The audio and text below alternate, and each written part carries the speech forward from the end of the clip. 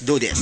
So ngayon mga ka-DJ, na-appear nyo po ma-download po si Virtual DJ Pro Infinity version 8.5.64B 7131. Yung unang steps mga ka-DJ na gagawin nyo ay make sure lang po mga ka-DJ na nakapatay po yung inyong mga internet connection during po na mag-install po kayo. Okay, next mga ka-DJ, no, ay punta po kayo sa search button, type nyo lang po virus. Yan, then click nyo po yung virus and threat protection. Okay, punta po sa manage settings. Off. Yes. Off. Off. Off. So, X. Next mga ka-DJ, napunta nyo na po yung files mismo ni Virtual DJ Pro Infinity na version 8.5 na dinownload nyo kung saan nyo po siya na-save. Okay?